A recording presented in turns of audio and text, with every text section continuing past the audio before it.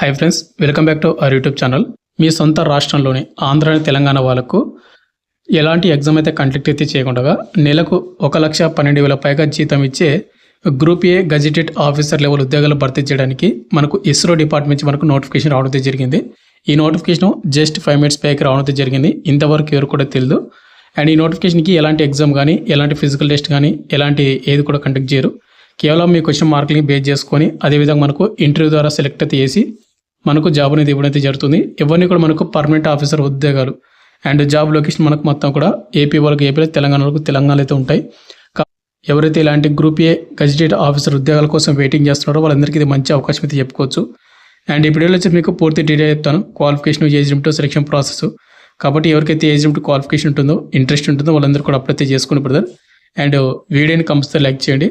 And వీడియోస్ని చాలా మంది చూస్తున్నారు, లైక్ చేయకుండా వెళ్ళిపోతున్నారు. మీరు ఒక లైక్ చేసి మంచి అనుకుంటే బూస్టప్ అవుతుంది. ప్రతి ఒక్కరికి లైక్ అయితే చేయండి. వీడియోలో స్మాల్ అప్డేట్. ఎవరైతే ఇంటికానే ఉండి కాంపిటేటివ్ ఎగ్జామ్స్కి ప్రిపేర్ అవ్వాలనుకుంటారో ఎస్ఎస్జీడీ కానిస్టేబుల్ కానీ, రైల్వే గ్రూప్ డి కానీ, రైల్వే ఎన్టీపీసీ కానీ, ఆర్పీఎఫ్ కానిస్టేబుల్ కానీ, ఇంకా వివిధ రకాల కోర్సెస్ అనేది మన డిఫెన్స్ లెర్నింగ్ యాప్లో మీకు అవైలబుల్గా అయితే ఉన్నాయన్నమాట. మీరు అక్కడ ముందుగా ఫ్రీ డెమో వీడియో చూడండి. మీకు కంటెంట్ అండ్ సబ్జెక్ట్ నచ్చని కోర్స్ అయితే తీసుకోండి. లింక్ డిస్క్రిప్షన్ మీకు ప్రొవైడ్ చేయడం అయితే జరిగింది. ఇక మనకు మెయిన్గా నోటిఫికేషన్ డీటెయిల్స్ పైన ఆడితే ఇస్రో డిపార్ట్మెంట్ నుంచి మనకు ఎలాంటి ఎగ్జామ్ అయితే కండక్ట్ అయితే చేయకుండా అది కూడా మన సొంత రాష్ట్రాల జాబ్ లొకేషన్ అనేది ఇవ్వడానికి వచ్చినటువంటి నోటిఫికేషన్ అన్నమాట. ఇది ఎప్పుడు వచ్చిందంటే జూలై 28, 2026 ఈ రోజు రావడం అయితే జరిగింది. ఆల్రెడీ నిన్న ఒక నోటిఫికేషన్ కూడా వచ్చింది. ఆ వీడియో ఎవరైనా చూడకపోతే చూడండి, లింక్ డిస్క్రిప్షన్ మీకు ప్రొవైడ్ చేశాను. ఆ నోటిఫికేషన్ వేరు, ఈ నోటిఫికేషన్ వేరు అనమాట. ఇది కంప్లీట్గా దీనికి ఎలాంటి ఎగ్జామ్ అయితే కండక్ట్ అయితే చేయరు. ముందుగా మనకు ఇంపార్టెంట్ డేట్స్ చూసుకున్నట్లయితే ఆన్లైన్ అప్లికేషన్ మనకు జూలై 28న మనకు నోటిఫికేషన్ ఇచ్చింది. అండ్ అదే రోజు అంటే మనకు ఈ రోజే వచ్చింది. అండ్ ఈ రోజు నుంచి మనకు లింక్ అనేది యాక్టివేట్ అయిపోయింది. ఎవరికైనా ఇంట్రెస్ట్ ఉన్న క్యాండిడేట్ వాళ్ళు అప్లై చేసుకుంటా అంటే లింక్ డిస్క్రిప్షన్ మీకు ప్రొవైడ్ చేసి ఆ లింక్ క్లిక్ చేసుకొని అప్లై చేసుకోండి. జూలై 28 నుంచి ఆగస్టు 19వ తేదీ వరకు మీరు ఆన్లైన్ ద్వారా అప్లై చేసుకోవాల్సి ఉంటుంది. అండ్ దీనికి అప్లికేషన్ ఫీజు కూడా ఉంది కదా. ఈ అప్లికేషన్ ఫీజు అని మీరు ఆగస్టు 19, 2026 తేదీ వరకు పేమెంట్ చేసుకునే ఛాన్స్ అయితే ఉంటుంది. బట్ మీరు కంపల్సరీగా ఆగస్టు 17th లోపు మీరు అప్లై చేసుకుని ట్రై చేయండి. అన్ని కూడా డాక్యుమెంట్స్, పేమెంట్ మొత్తం కూడా చేసుకొని. ఇక నెక్స్ట్ మనకు అప్లై చేసిన వెబ్సైట్ వచ్చేసి www.isro.gov.in అనే వెబ్సైట్ మీరు అప్లై అయితే చేసుకోవాల్సి ఉంటుంది అనమాట. ముందుగా ఇక్కడ మనకు శాలరీ చూసుకుంటే బ్రదర్, ఈ నోటిఫికేషన్కి ఎవరైతే సెలెక్ట్ అవుతారో వాళ్ళకు లెవెల్ 10 కింద మనకు శాలరీ అయితే వస్తుంది అనమాట. ఇవన్నీ కూడా మనకు ఆఫీసర్ లెవెల్ ఉద్యోగాలు కాబట్టి లెవెల్ 10 కింద మాత్రమే మనకు శాలరీ అయితే వస్తుంది. ఇది బేసిక్ పే. బేసిక్ పే మనకు 56,100 అయితే ఉంది అనమాట పర్ మంత్. తర్వాత మనకు డిఏ ఉంటుంది, డైరీనెస్ అలవెన్స్ అని, హౌస్ రెంట్ అలవెన్స్లు అని, ఇంకా ట్రాన్స్పోర్ట్ అలవెన్స్లు అని, ఇంకా ఎక్స్టర్నల్గా మనకు కొన్ని అలవెన్స్లు అయితే ఉంటాయి అనమాట. వాటితో పాటు మనకు న్యూ పెన్షన్ స్కీమ్ కూడా ఉంటుంది. ఇది సెంట్రల్ గవర్నమెంట్ జాబ్స్ కాబట్టి న్యూ పెన్షన్ స్కీమ్ కూడా అవైలబుల్గా అయితే ఉంటుంది అనమాట. దీనికి అప్లికేబుల్ అవుతుంది. ఇంకా ఇన్సూరెన్స్, చాలా రకాల అలవెన్స్లు కలుపుకుంటే కన్నా 1,12,000 పైగా మనకు శాలరీ అయితే వస్తుందన్నమాట ఎవ్రీ మంత్. కాబట్టి ఇలాంటి ఛాన్స్ అనేది మీకు మళ్ళీ కూడా రాదనమాట. సొంత రాష్ట్రంలో జాబ్ చేయాలి అనుకున్న వాళ్ళకి మంచి ఛాన్స్ అనమాట ఇది. ఇక నెక్స్ట్ మన ఏజ్ లిమిట్ విషయానికి వస్తే కన్నా అప్లై లాస్ట్ డేట్ మనకు ఆగస్టు 17th కాబట్టి ఆ డేట్కి అయితే కౌంట్ అయితే చేసుకోవాల్సి ఉంటుంది అనమాట. మినిమం ఏజ్ లిమిట్ మనకు 18 సంవత్సరాల నుండి 28 years ఉన్నటువంటి యువర్ ఈడబ్ల్యూఎస్ అప్లై అయితే చేసుకోవచ్చు. ఎస్సీ ఎస్టీ క్యాండిడేట్ వాళ్ళు 33, ఓబీసీ క్యాండిడేట్ వాళ్ళు 31 వరకు అప్లై చేసుకునే ఛాన్స్ అయితే ఉంది. ఇక పీడబ్ల్యూ క్యాండిడేట్ వాళ్ళు అయితే 38 వరకు ఛాన్స్ అయితే ఉంటుంది అనమాట. మీరు ఏజ్ లాక్షన్ అయితే యూజ్ చేసుకుని అప్లై అయితే చేసుకోండి.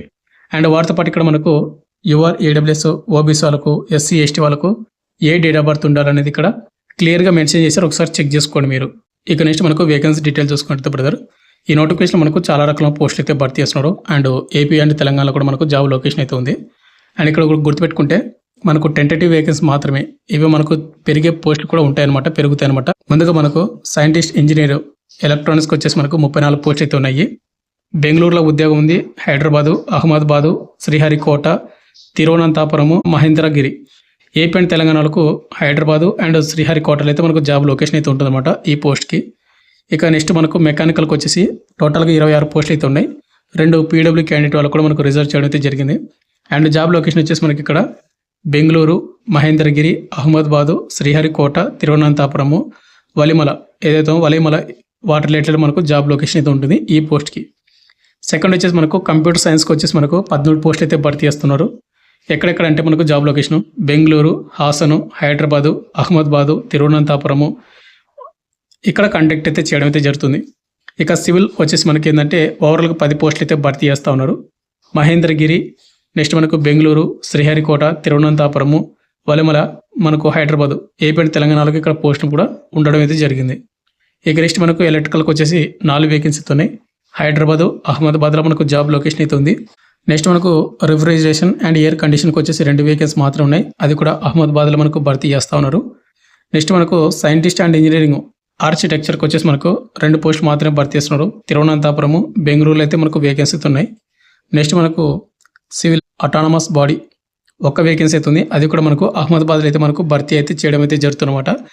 ఈ వేకెన్సీ మనకు చూసుకున్నట్లయితే ఇవి టెంటేటివ్ మాత్రమే, ఇంకా మనకు పెరిగే ఛాన్స్ అయితే ఉంది. కాబట్టి డెఫినెట్లీ మీరు ఎలాంటి డౌట్ పెట్టుకోకుండా అప్లై చేసుకోండి మీకు ఎలిజిబిలిటీ ఉంటే కనుక. అండ్ ఏపీ అండ్ తెలంగాణ వాళ్ళకు మనకు జాబ్ లొకేషన్ కూడా మన సొంత రాష్ట్రంలో అయితే ఉంటుంది. ఇక నెక్స్ట్ మనకు అప్లికేషన్ ఫీజు విషయానికి వస్తే కనుక అప్లికేషన్ ఫీజు అనేది మనకు చాలా తక్కువ అయితే పెట్టడం అయితే జరిగింది. అయితే ఇది నాన్ రిఫండబుల్ పేమెంట్ అనమాట. ముందుగా ఎవరైతే అమ్మాయిలు కానీ ఇక్కడ మీరు చూసుకున్నట్టయితే ఎవరైతే ఆల్ ఉమెన్స్ కానీ, షెడ్యూల్ ట్రైబల్స్, ఎస్టీ కానీ, ఎస్సీ వాళ్ళు కానీ, ఎక్సెస్మెన్ క్యాండిడేట్ వాళ్ళు కానీ, పీడబ్ల్యూ క్యాండిడేట్ వాళ్ళు అయితే ఉన్నారో వాళ్ళకు ఎక్సెంప్టెడ్ అనమాట. అంటే వీళ్ళకు ఎలాంటి అప్లికేషన్ ఫీజు అయితే ఉండదు. కాబట్టి మీరు ఈ కేటగిరీ వాళ్ళు మీకు క్వాలిఫికేషన్ డెఫినెట్గా మీరు అప్లై చేసుకోండి. ఇక రిమైనింగ్ క్యాండిడేట్ వాళ్ళు ఎవరుతున్నారో వాళ్ళు కంపల్సరీ మనకు 250 రూపీస్ మీరు పేమెంట్ అయితే చేయాల్సి ఉంటుంది. ఇక్కడ చూసుకోండి, there is a non refundable application fee 250 rupees. మనకు యువర్ ఈడబ్ల్యూఎస్ ఓబీసీ ఎవరైతే బాయ్స్ ఉన్నారో వాళ్ళు మాత్రమే పేమెంట్ అయితే చేయాలి 250 రూపీస్. ఎడ్యుకేషన్ క్వాలిఫికేషన్ చూసుకుంటే బ్రదర్, ముందుగా వచ్చేసి మనకు ఎలక్ట్రానిక్స్ అండ్ కమ్యూనికేషన్ ఇంజనీరింగ్ వచ్చేసి మీరు బీఈ కానీ బీటెక్ కానీ కంప్లీట్ అయితే చేసుకోవాలి. అది కూడా మనకు యావరేజ్గా మనకు 65% మార్కులతోటి. అండ్ వాటితో పాటు మీకు వ్యాలిడ్ గేట్ స్కోర్ అయితే ఉండాలన్నమాట. ఎలక్ట్రానిక్స్ అండ్ కమ్యూనికేషన్ ఇంజనీరింగ్లోన పేపర్ వచ్చేసి మనకు ఈసీ అండ్ పోస్ట్ కోడ్ 2 వచ్చేసి మనకు మెకానికల్ ఇంజనీరింగ్కి వాటి రిలేటెడ్లో మీకు బీఈ కానీ బీటెక్ కానీ కంప్లీట్ చేసుకోవాలి 60% మార్కులతోటి, 65% మార్కులతోటి. అండ్ వాటితో పాటు మీకు మెకానికల్ ఇంజనీరింగ్ సంబంధించి గేట్ స్కోర్ అయితే ఉండాలి, చూసుకోండి. నెక్స్ట్ మనకు కంప్యూటర్ సైన్స్ అండ్ ఇంజనీరింగ్లో మీకు బీఈ కానీ బీటెక్ కానీ క్వాలిఫికేషన్ వాళ్ళు కూడా అప్లై చేసుకోవచ్చు. 65% మార్కులతో అయితే ఉండాలి. ఇంకోటి మీకు కంప్యూటర్ సైన్స్ అండ్ ఇన్ఫర్మేషన్ టెక్నాలజీలో మీకు గేట్ స్కోర్ అయితే ఉండాలి. గేట్ స్కోర్ అంటే గేట్ ఎగ్జామ్ అయితే క్వాలిఫై అయితే అయ్యి ఉండాలి, అంటే రాసి ఉండాలి. నెక్స్ట్ మనకు సివిల్ ఇంజనీరింగ్ వచ్చేసి బీఈ కానీ బీటెక్ కానీ కంప్లీట్ చేసుకున్న వాళ్ళు 65% మార్కులతో పాస్ అయిన వాళ్ళు అప్లై చేసుకోవచ్చు. సివిల్ ఇంజనీరింగ్లో మీరు గేట్ స్కోర్ అయితే ఉండాలి, అంటే క్వాలిఫై అయితే ఉండాలన్నమాట. Paper CE. తర్వాత మనకు ఎలక్ట్రికల్ ఇంజనీరింగ్ లేదా ఎలక్ట్రికల్ అండ్ ఎలక్ట్రానిక్స్ ఇంజనీరింగ్కి మీరు బీఈ కానీ బీటెక్ కానీ కంప్లీట్ చేసుకున్న వాళ్ళు 65% మార్కులతోటి వాళ్ళు అప్లై చేసుకోవచ్చు. అండ్ మీకు వ్యాలిడ్ గేట్ స్కోర్ కూడా ఉండాలి. ఎలక్ట్రికల్ ఇంజనీరింగ్ అనమాట, డబుల్ పేపర్ వచ్చేసి. ఇక నెక్స్ట్ మనకు mechanical engineering and with air conditions కానీ లేదంటే రిఫ్రిజరేషన్ కానీ వాటి రిలేటెడ్ బీఈ కానీ బీటెక్ కానీ కంప్లీట్ అయితే చేసుకో ఉండాలి 65% మార్కులతోటి. అండ్ మెకానికల్ ఇంజనీరింగ్ సమస్య ఉంటే గేట్ ఎగ్జామ్ అయితే రాసి ఉండాలి.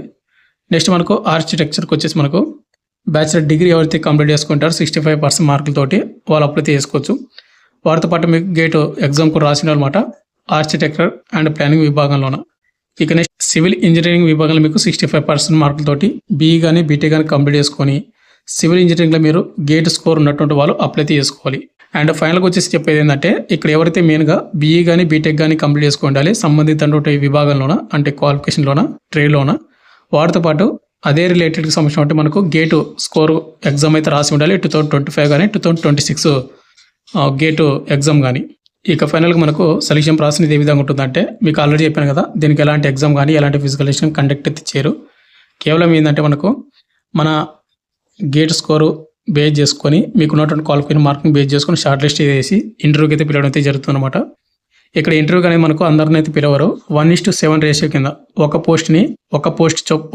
పోస్ట్కి 7 మంది చొప్పున మనల్ని అయితే పిలవడం అయితే జరుగుతుంది ఇంటర్వ్యూకి.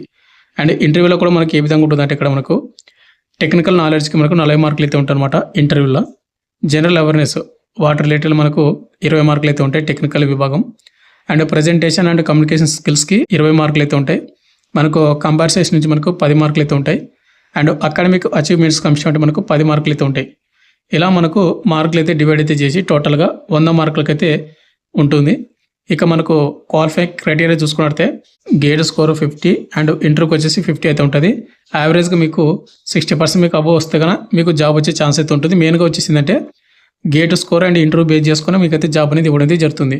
ఇక ఫైనల్గా వచ్చేసింది బ్రదర్, మనకు ఇస్రో డిపార్ట్మెంట్లోన ఎలాంటి ఎగ్జామ్ కానీ ఎలాంటి ఫిజికల్ టెస్ట్ కానీ కండక్ట్ చేయకుండా మన సొంత రాష్ట్రంలోనే, అది కూడా మనకు హైదరాబాద్లో అండ్ శ్రీహరికోటలో జాబ్ వచ్చే ఆఫీసర్ లెవెల్ ఉద్యోగాలకు సంబంధించిన నోటిఫికేషన్ పూర్తి డీటెయిల్ చెప్పాను అనుకుంటున్నాం. ఇంకేమైనా డౌట్ అంటే కింద కామెంట్ చేయండి. Thank you.